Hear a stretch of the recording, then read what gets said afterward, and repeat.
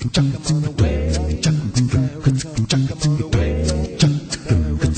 gotta wake up, wake, wake. What's it gonna take you? I have to shake you. Come on, you gotta wake up, wake, wake. Does it take an earthquake? If you sleep, it'll be a mistake. You gotta wake up, wake, wake. What's it gonna take you? I have to shake you. Come on, you gotta wake up, wake, wake. Does it take an earthquake? If you sleep, it'll be a mistake.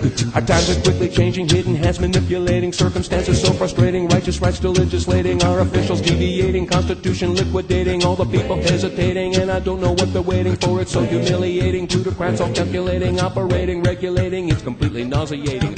Wake up, America. She had a legal battle on about the farm, and it was a family battle, and what she did was she beat the liquidator, she beat an eviction, and she won the day and kept the farm. But along that route, she learned a lot about the law and our ownership rights. So after she had that success, couldn't stop her, took on the local council over their environmental planning and, you know, what rights we have here. And while she did that, as she was doing it, she found that our ownership rights were under threat.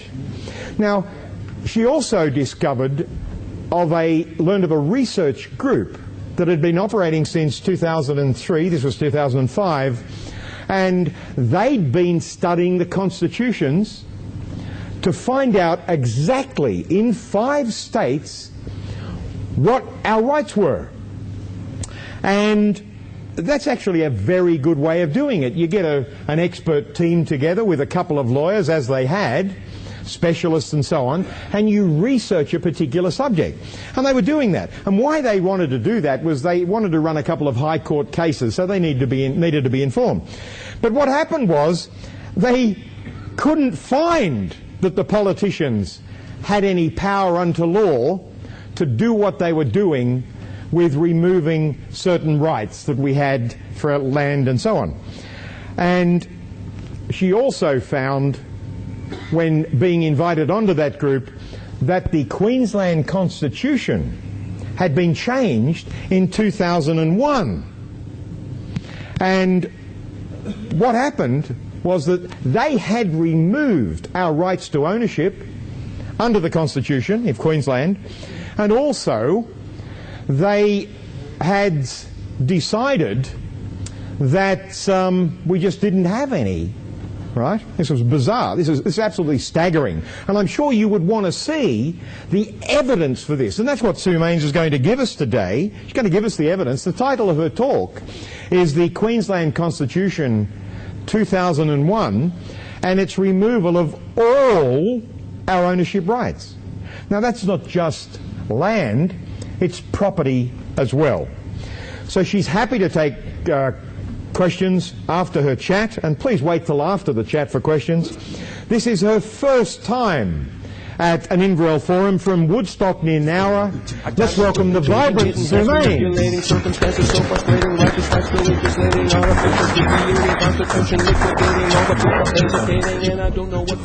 How are you? I think Dennis has said it all. I can probably go and sit down now. I should point out it's not me that's found all this stuff. It was a research group. It was quite a lot of people. So I'm speaking for a lot of very committed people who put a lot of time and a lot of work into this. Those people come from all around 3 states. We've got people in the Northern Territory, Queensland, Victoria, 5 states, pardon me, Queensland, Victoria, New South Wales, and a couple in South Australia. None of them are lawyers or legal people, which actually was an advantage because we didn't come at the research with barriers, with prior knowledge. We came at it with an open mind, and when the lawyers said, okay, start researching here, you go and research there, and we come up with something and run to them and say, look, this fits in, and they go, oh, no, it doesn't. So you'd go back, and at a later date, as more information accumulated, they'd start going, well, that does fit in. Because we had no barriers to it, we were just looking. So that's been, plus we were all doing it for free, which is a huge advantage in legal matters because legal time is so expensive. Now, it's very hard to give you an idea of what's happened with the Queensland Constitution without you actually understanding the Australian Constitution. So I've got a couple of graphs there. If you're finding it a little bit hard to see, I'll certainly be running through them, but I've got handouts there for you that will carry those graphs and the explanations so you can take it home and understand it.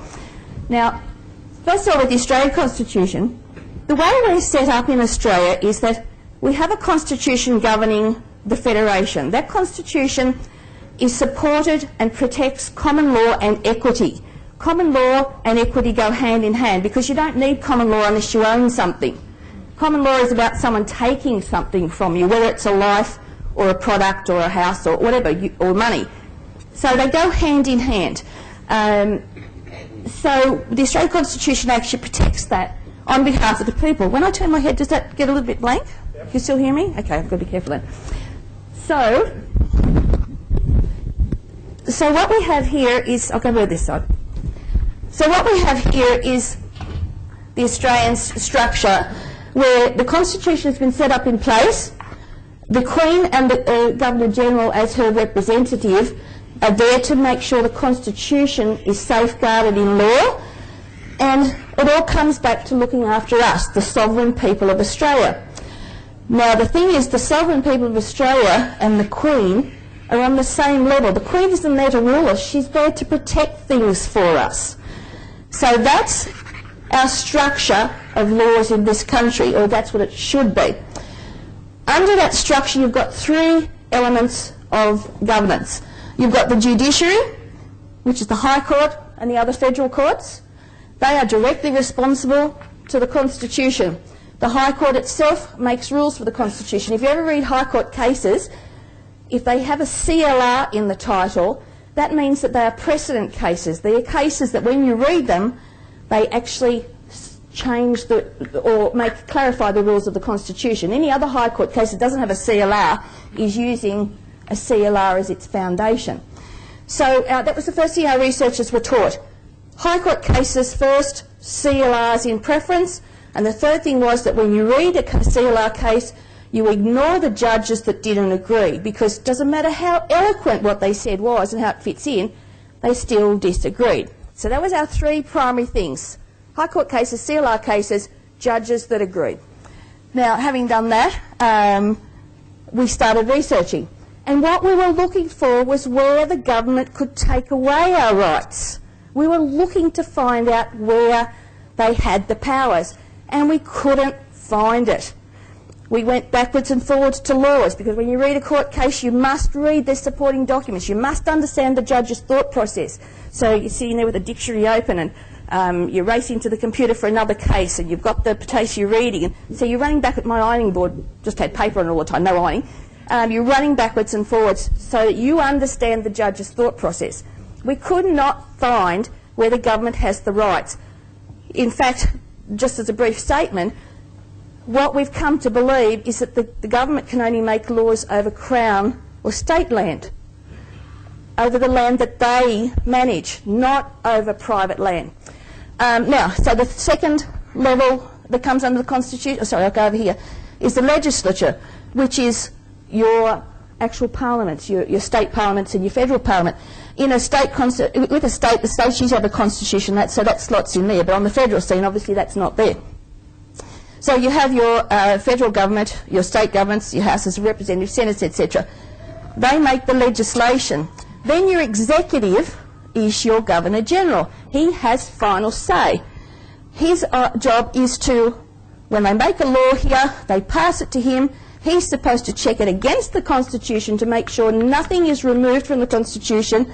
Then if it's fine, he approves it and it becomes law, then goes down to the government departments to enforce, to govern, etc., etc. That's the proper structure, and that's all in place to make sure that the Constitution is supported for the people. Now, what happens in Queensland? What we found, and why we came about to start looking at this, is that we were running these High Court cases, and the constant, going back to the early cases, we were running cases through the magistrates' courts into the Supreme Court on appeal, and we kept constantly getting comments from the judges such as, "You're right, but you lose." And that didn't make sense, and it was all these variations, comments like, "The laws in this state would make Hitler proud, but you lose." this person has lost all rights to do anything with their land except walk on it, but you lose.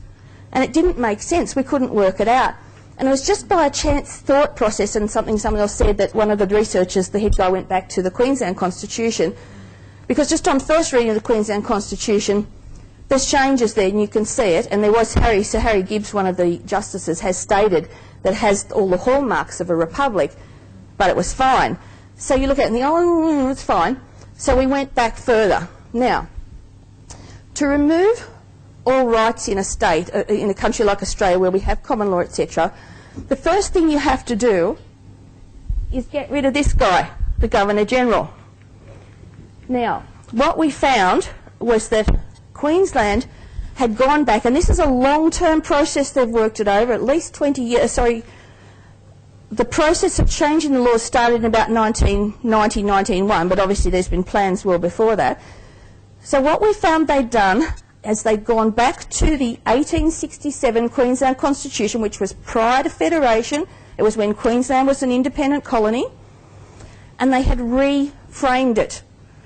But they reframe it, and it's an illegal expression, sine die, which means that they reframe it, but they don't bring it into law. They leave it sitting there for a date yet to be discussed.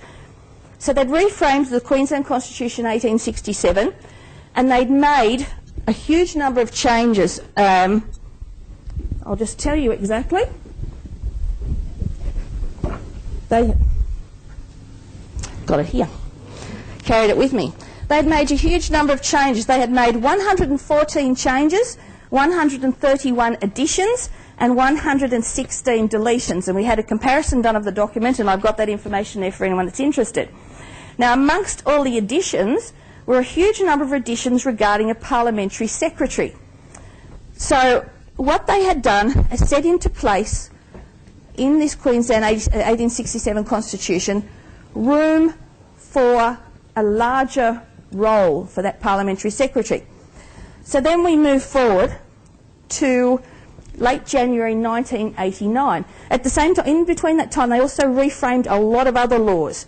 But this was just done, sorry, we're missing again, are we? This was done over a period of time. They reframed all these other laws. Now, you come to 1998, and the leader of the National Party in Queensland placed a document on the table of Parliament planning to move the Governor-General into the role of Parliamentary Secretary. Now, when you place a document on the table, if no one picks it up, no one questions it, no one does anything with it, after 12 months it automatically becomes law.